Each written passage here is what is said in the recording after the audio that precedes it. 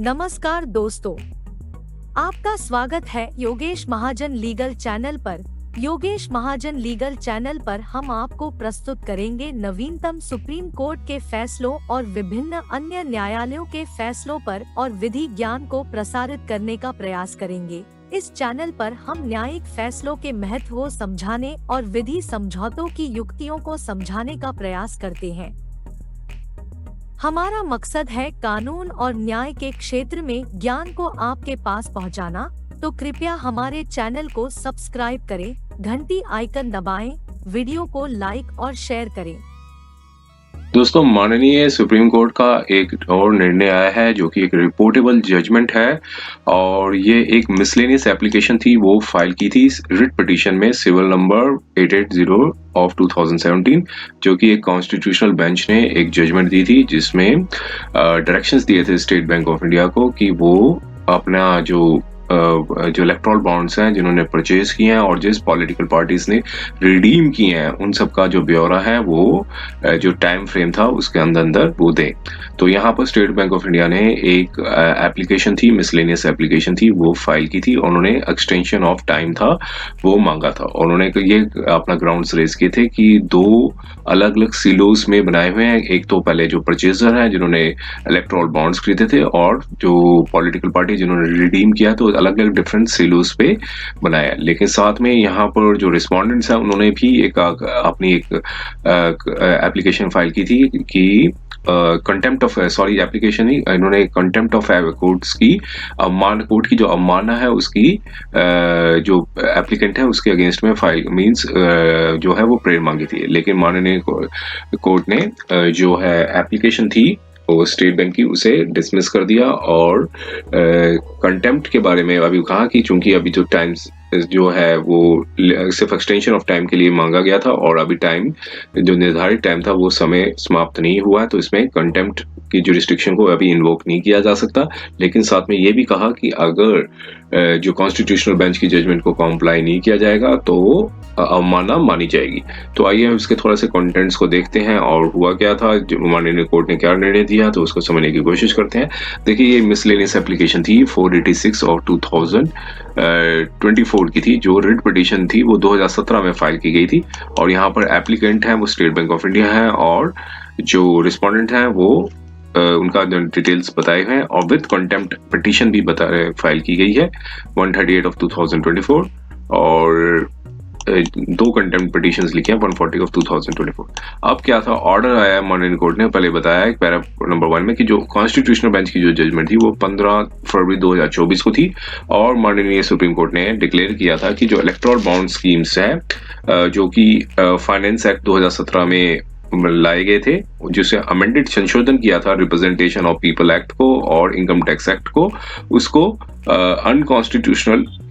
जो है वो ग्रांट में ट्रीट किया गया था। और इस ग्राउंड पे कि जो अगर कोई इंफॉर्मेशन को डिस्क्लोज नहीं किया जाएगा जो फंडिंग दी जा रही है पॉलिटिकल पार्टी को, तो ये एक वायलेशन है जो सूचना जो सिटीजन्स को दी जाती है अंडर आर्टिकल 19 सब पार्ट 1 सब part A of this constitution. तो आर्टिकल 19 सब पार्ट 1 ए संविधान का ये उल्लंघन होगा। और जो अमेंडमेंट इंट्रोड्यूस किए थे फाइनेंस एक्ट 2017 ने, जो under the provisions of companies act 2013, जिसमें परमिट किया था कि अनलिमिटेड फंडिंग्स जो है पॉलिटिकल पार्टीज को कर सकती है, पॉलिटिकल पार्टीज को अनलिमिटेड फंडिंग की जा सकती है जो कॉर्पोरेट एंटिटीज हैं। तो यहाँ पर भी कोर्ट ने इसे डिक्लेयर किया था कि ये आर्बिट्रेरी है और संविधान के आर्टिकल 14 का उल्लंघन है। तो अब फुल बेंच इफेक्ट में एक जजमेंट जो थी और कॉन्स्टिट्यूशनल बेंच में एक डायरेक्शंस भी दिए गए थे। उनमें कहा था कि जो स्टेट बैंक ऑफ इंडिया है जो कि अथॉराइज्ड बैंक है जो डील करते थे इलेक्ट्रल बॉन्ड्स को under the erectile bond schemes, तो उनको डायरेक्शन दी थी कि वो डिटेल्स हैं जो इलेक्ट्रल बॉन्ड्स परचेज किए थे कंट्रीब्यूटर्स ने और जो पॉलिटिकल पार्टीज ने रिडीम किया था उनको 12 अप्रैल 2019 से, जब इंटरिम ऑर्डर था माननीय सुप्रीम कोर्ट ने पास किया था और डायरेक्शंस दिए थे इलेक्शन कमीशन ऑफ इंडिया को कि वो डिटेल्स हैं वो कलेक्ट करें, कंट्रीब्यूशंस जो मिले हैं जो कंट्रीब्यूट किया गया है उनके डिटेल्स को कलेक्ट करें। तो 15 फरवरी 2024 तक जब माननीय सुप्रीम कोर्ट ने की मीन्स इस याचिका की एक जजमेंट डिक्लेयर की थी, मीन्स प्रोनाउंस की थी। और फिर बताया कि कोर्ट उस जजमेंट में कोर्ट ने, माननीय सुप्रीम कोर्ट ने डायरेक्शंस दिए थे स्टेट बैंक ऑफ इंडिया को कि वो डिटेल्स हैं 6 मार्च 2024 से तक वो इलेक्शन कमीशन ऑफ इंडिया को दे दें। तो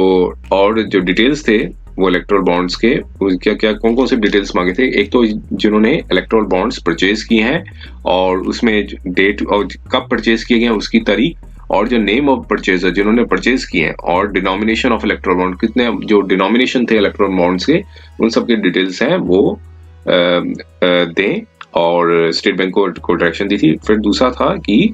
जो इलेक्टोरल बॉन्ड्स रिडीम किए हैं पॉलिटिकल पार्टीज ने, जो इलेक्टोरल बॉन्ड्स खरीदे जाते हैं तो उसको रिडीम भी किया जाएगा। जिन पॉलिटिकल पार्टीज ने उस इलेक्टोरल बॉन्ड्स को रिडीम किया है, जब उन्होंने इनकैश किया है, तो इसलिए डेट ऑफ इनकैशमेंट और जो डिनोमिनेशन ऑफ इलेक्टोरल बॉन्ड्स थे, तो उस सब का जो डिटेल्स है वो जो है बताएं। और फिर इलेक्शन कमीशन ऑफ इंडिया को भी डायरेक्शन दी थी कि वो कोलेट करें इन्फॉर्मेशन को, मींस क्लब करें इन्फॉर्मेशन को जो state Bank of India submit करती है और पब्लिश करें अपनी वेबसाइट में 13 मार्च 2024 तक। और डायरेक्शंस माननीय कोर्ट ने ये भी दिए थे, उसके जो डायरेक्शन थे वो यहाँ पर रिप्रोड्यूस किए हैं कि जो इशूइंग बैंक है वो अब मींस अब से जो इलेक्ट्रोल बॉन्ड्स है वो स्टॉप कर देंगे, और स्टेट बैंक ऑफ इंडिया जो है वो डिटेल्स होंगी इलेक्ट्रोल बॉन्ड्स की, वो जो परचेज किए गए थे। इंट्रीम ऑर्डर माननीय सुप्रीम कोर्ट ने जो दिया था 12 अप्रैल 2019 का, टिल डेट तक जब जजमेंट हुई थी to the election commission of India, उसमें डिटेल्स में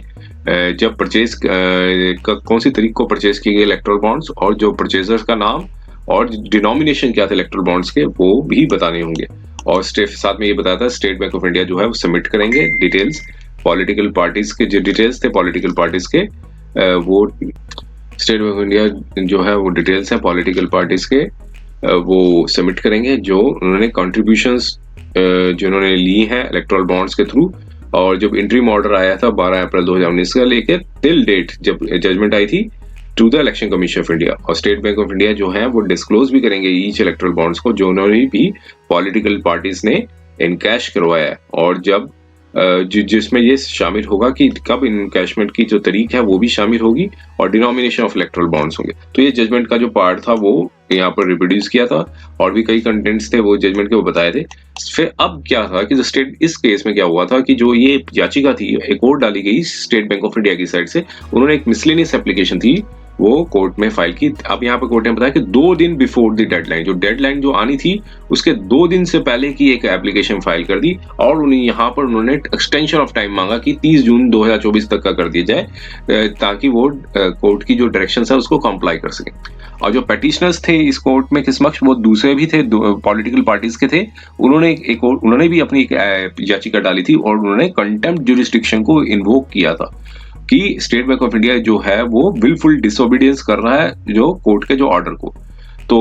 अब जो एप्लीकेशन जो स्टेट बैंक ऑफ इंडिया ने और उनके जो सीनियर काउंसिल थे उन्होंने यहाँ अपनी जो ग्राउंड्स थे वो बताए कि एक तो 2 सेपरेट सीलोस हैं वो स्टेट बैंक ऑफ इंडिया ने मेंटेन किए हैं, और जिसमें अटमोस्ट सीक्रेसी है, जिसमें कोर पर्पस जो है इलेक्टोरल बॉन्ड स्कीम के उसके हिसाब से उन्होंने 2 सीलोस मेंटेन किए हैं। और समिट कहा कि उनको कोई डिफिकल्टी नहीं है, जो सीनियर काउंसिल उन्होंने कहा कि हमें कोई डिफिकल्टी नहीं है, जो इन्फॉर्मेशन जो अवेलेबल है 2 सेपरेट सीलोस में जो रेफर्ड थे part B and C of the operative directions. अब काउंसिल ने सबमिट किया कि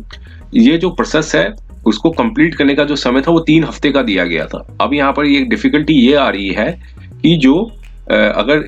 डायरेक्शन को इंटरप्रिटेशन मींस कंस्टिट्यूट किया जाए, इंटरप्रेटेड किया जाए, तो उसमें जो एक मैचिंग एक्सरसाइज है, जो डोनर जिन्होंने खरीदे हैं, जो जिन्होंने डोनर है और बॉन्ड डिटेल्स हैं विद कॉरस्पॉन्डिंग डिटेल्स जो है जिन्होंने पॉलिटिकल पार्टीज ने इनकैश किया, तो यहाँ पर ये मैचिंग एक्सरसाइज का एक सबसे बड़ा ग्राउंड बताया कि एक जिन्होंने परचेज किए थे और जो इन्होंने इनकैश किया था, तो इनका मैचिंग एक्सरसाइज करना है, जो उसका समय जो है वो 3 हफ्ते का दिया गया था। अब सबमिशंस थी स्टेट बैंक ऑफ इंडिया की साइड से, जो की एस्पेक्ट्स थे स्कीम के वो ये थे कि क्लॉज 7 सब पार्ट 4 इलेक्टोरल बॉन्ड स्कीम थी जो स्टिपुलेट करती थी कि जो इन्फॉर्मेशन जो फर्निश्ड करेगा बायर द्वारा, जो बायर जो है अपनी इंफॉर्मेशन देगा वो इलेक्टोरल बॉन्ड्स की, उसको एक कॉन्फिडेंशियल जो है वो माना जाएगा बाय द बैंक द्वारा, और तभी वो ओपन करेगा जब कोई कॉम्पिटेंट कोर्ट है डायरेक्शन देगी, और या फिर रजिस्ट्रेशन हो, कोई भी ऑफेंस में रजिस्टर्ड होगा लॉ इन्फोर्समेंट एजेंसी द्वारा मांगा जाएगा, तभी वो डिस्क्लोज किया जाएगा। तो ये प्रोविजंस इलेक्टोरल बॉन्ड स्कीम के, अब यहाँ पर बताया था स्टेट बैंक ऑफ इंडिया ने ये मैंडेटेड हुआ था कि इंफॉर्मेशन डिस्क्लोज करे जब कोर्ट द्वारा मांगी जाए। तो अब यहाँ पर एनालाइज करना ये था कि क्या स्टेट बैंक जो है वो जस्टिफाइड है, वो जो टाइम की जो एक्सटेंशन मांग रहे हैं स्टेट बैंक को, क्या वो जो स्टेट बैंक है वो जस्टिफाइड है। अब स्टेट बैंक ऑफ इंडिया ने ये एक्सटेंशन ऑफ टाइम मांगा था इस ग्राउंड पे कि जो डिकोडिंग ऑफ इलेक्टोरल बॉन्ड्स हैं और मैचिंग, जो मैच करना है डोनर्स का, जो डोनर्स ने जो डोनेशंस लिए हैं, तो एक कॉम्प्लेक्स और टाइम कंज्यूमिंग प्रोसेस एक्सरसाइज है। इस आर्गुमेंट को सब्सटेंशिएट करने के लिए स्टेट बैंक ऑफ इंडिया ने ये अवॉइड किया कि पहली चीज जो इन्फॉर्मेशन है वो डिजिटल फॉर्म में नहीं है, और पहला ग्राउंड ये उठाया, मेन हम देख लेते हैं। दूसरा ग्राउंड ये बताया था कि जो डोनर के जो डिटेल्स हैं और रेसिपिएंट के डिटेल्स हैं वो एक दो डिफरेंट सिलोस में, 2 सेपरेट सिलोस में मेंटेन्ड है। और फिर तीसरा बताया कि जो मैचिंग करना इंफॉर्मेशन का 2 सिलोस का वो एक टाइम कंज्यूमिंग प्रोसेस है, और क्योंकि एक में डोनर की इंफॉर्मेशन होगी और एक में रिडेम्पशन इंफॉर्मेशन जो है वो दोनों अलग अलग सेपरेट सिलोस में है। और अब यहाँ पे बताया कि जो काफी लार्ज नंबर ऑफ डाटा है जिसको डेसिफर किया जाएगा, क्योंकि टोटल जो है वो 22,217 बॉन्ड्स थे जो परचेज किए गए थे 12 अप्रैल 2019 से लेकर 15 फरवरी 2024 में। तो मींस इतना ही जो बॉन्ड परचेज किए हैं और इतना ही को जो रिडीम किया गया है, तो टोटल की संख्या जो बॉन्ड बनती है वो 44,434 बनता है। तो अब ऐसे में कोर्ट ने कहा, मींस उनकी जो कंटेंशन थी स्टेट बैंक की, कि इस इंफॉर्मेशन को कंप्लाई करना तो एक टाइम कंज्यूमिंग प्रोसेस है, क्योंकि एक large number of data sets है, इसमें काफी ज्यादा डाटा सेट्स है। अब सबमिशन ये थी कि जो मैच करना इंफॉर्मेशन को और जिन्होंने कंट्रीब्यूट किया था, हु कंट्रीब्यूट जो परचेजर ने जो खरीदे थे बॉन्ड, उन्होंने जो कंट्रीब्यूट किया था पॉलिटिकल पार्टी को, तो एक टाइम कंज्यूमिंग प्रोसेस है। तो क्योंकि ये दोनों डिफरेंट सेपरेट सिलोस में मेंटेन किए गए हैं, तो ऑपरेटिव डायरेक्शंस थी कोर्ट की कि कोर्ट ने डायरेक्शन ये दी थी स्टेट बैंक को कि टू डिस्क्लोज करें ट्रांजैक्शंस को, और जो डायरेक्शन बी एंड सी थी जो एक्सट्रैक्ट की गई है वो स्टेट बैंक ने ये सबमिट किया कि जो डोनर डिटेल्स है और रिडेम्पशन डिटेल्स हैं वो अवेलेबल है, लेकिन वो सेपरेट सिलोस में है। तो अब यहाँ पर ये डायरेक्शन ये थी कि कोर्ट में जो इशू की गई थी कोर्ट द्वारा,